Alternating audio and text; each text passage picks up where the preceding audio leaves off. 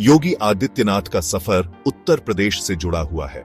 2017 से वो मुख्यमंत्री हैं। उनका कार्यकाल हिंदुत्व के एजेंडे से जुड़ा रहा है। ये उनकी नीतियों और भाषणों में दिखता है। आदित्यनाथ के नेतृत्व में बीजेपी को 2022 के विधानसभा चुनावों में जबरदस्त जीत मिली। इस जीत ने पार्टी में उनकी स्थिति मजबूत की। इससे जनता के एक बड़े हिस्से में उनकी लोकप्रियता भी बढ़ी। 2024 में उत्तर प्रदेश के उपचुनावों में आदित्यनाथ की राजनीतिक समझ और परखी गई। 9 विधानसभा सीटों के लिए हुए ये चुनाव बीजेपी की लोकप्रियता की परीक्षा थे।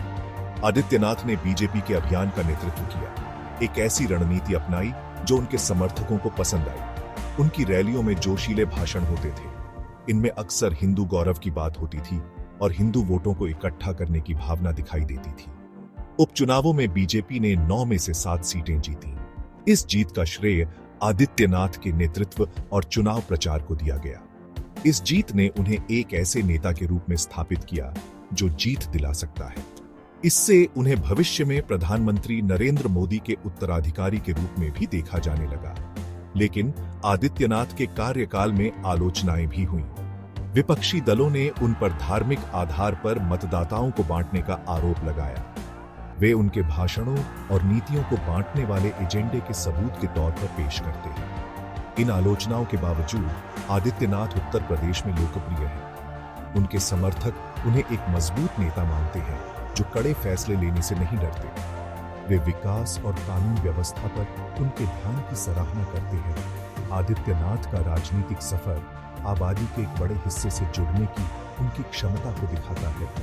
बीजेपी में उनका उदय और उत्तर प्रदेश की राजनीति पर उनकी पकड़ उन्हें भारतीय राजनीति में एक महत्वपूर्ण व्यक्ति बनाती है। आने वाले सालों में उनका राजनीतिक करियर कैसा होगा, ये देखना बाकी है। लेकिन एक बात पक्की है, योगी आदित्यनाथ एक ऐसी ताकत है जिनसे इनकार नहीं किया जा सकता। उत्तर प्रदेश में अपनी जड़ें जमाए हुए योगी आदित्यनाथ का प्रभाव राज्य की सीमाओं से आगे बढ़ गया है। उन्हें बीजेपी में एक राष्ट्रीय व्यक्ति के रूप में पहचाना जाने लगा है। उनकी हिंदुत्व की राजनीति, जिसे अक्सर कट्टर और अडिग बताया जाता है, भारत के दूसरे हिस्सों में भी लोगों को पसंद आ रही है। ये बात उत्तर प्रदेश के बाहर उनके चुनाव प्रचार में साफ दिखती है। हाल के राज्य चुनावों में आदित्यनाथ बीजेपी के लिए एक लोकप्रिय प्रचारक रहे हैं।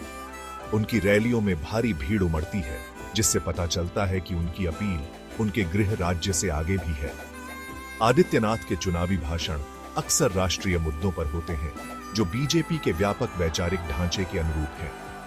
वे राष्ट्रीय सुरक्षा, सांस्कृतिक संरक्षण और एक मजबूत और एकजुट भारत की आवश्यकता पर जोर देते हैं।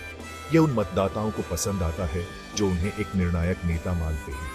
राष्ट्रीय स्तर पर उनकी बढ़ती उपस्थिति दूसरे राज्यों के नेताओं के साथ उनकी बातचीत में भी दिखाई देती है। उन्होंने राष्ट्रीय महत्व के मुद्दों पर बैठकों में भाग लिया है। इससे उन्हें उत्तर प्रदेश से आगे के मामलों पर अपनी राय रखने और चर्चा को आकार देने का मंच मिला है।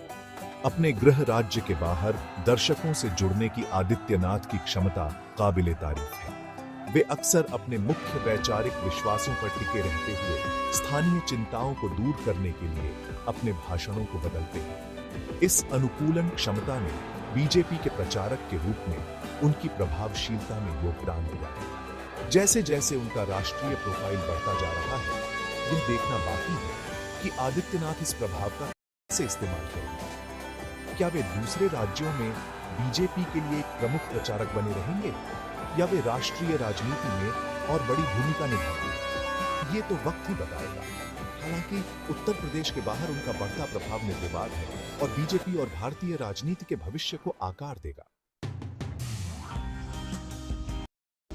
राजनीति के अलावा योगी आदित्यनाथ ने उत्तर प्रदेश के खेल परिदृश्य पर अपनी छाप छोड़ने की कोशिश की है। खेलों की प्रेरणा और एकता की शक्ति को पहचानते हुए उन्होंने राज्य में खेल विकास को बढ़ावा देने के उद्देश्य से कई पहल की है। ये पहल एक स्वस्थ और अधिक जीवंत उत्तर प्रदेश के उनके दृष्टिकोण को दर्शाती है। उनका एक मुख्य ध्यान खेल के बुनियादी ढांचे को बेहतर बनाने पर रहा है। उनके नेतृत्व में राज्य में नए स्टेडियम, खेल परिसर और प्रशिक्षण अकादमियों का निर्माण हुआ है। बुनियादी ढांचे में यह निवेश महत्वाकांक्षी एथलीटों को विश्व स्तरीय सुविधाएं प्रदान करना है। आदित्यनाथ का मानना है कि इससे न केवल प्रतिभाओं का पोषण होगा, बल्कि अधिक युवाओं को खेलों को अपनाने के लिए भी प्रोत्साहित किया जाएगा। बुनियादी ढांचे के अलावा आदित्यनाथ ने एथलीटों को वित्तीय सहायता प्रदान करने के महत्व पर भी जोर दिया है। राज्य सरकार ने होनहार एथलीटों को छात्रवृत्ति, वजीफा और अन्य प्रकार की सहायता प्रदान करने के लिए विभिन्न योजनाएं शुरू की हैं। इस वित्तीय सहायता का उद्देश्य एथलीटों पर बोझ कम करना और उन्हें अपने प्रशिक्षण और विकास पर ध्यान केंद्रित करने देना है। इसके अलावा आदित्यनाथ राष्ट्रीय और अंतर्राष्ट्रीय स्तर पर उत्कृष्ट प्रदर्शन करने वाले उत्तर प्रदेश के एथलीटों के समर्थन में मुखर रहे हैं। उन्होंने अक्सर इन एथलीटों को सम्मानित किया है, उनकी उपलब्धियों को स्वीकार किया है और दूसरों को उनके नक्शे कदम पर चलने के लिए प्रेरित किया है। 2024 में लखनऊ में आयोजित times of India sports awards या टोइसा जैसे खेल आयोजनों में उनकी उपस्थिति खेलों को बढ़ावा देने के प्रति उनकी प्रतिबद्धता को दर्शाती है। खेल विकास को बढ़ावा देकर आदित्यनाथ का लक्ष्य एक ऐसी विरासत बनाना है जो उनके राजनीतिक करियर से आगे तक फैली हो। योगी आदित्यनाथ के राजनीतिक सफर में कई विवाद भी रहे हैं। उनके आलोचक अक्सर उनके भाषणों और नीतियों को विभाजनकारी और भेदभावपूर्ण बताते हैं। उनके खिलाफ सबसे लगातार आलोचनाओं में से एक नफरत फैलाने वाले भाषण में उनकी कथित संलिप्तता है।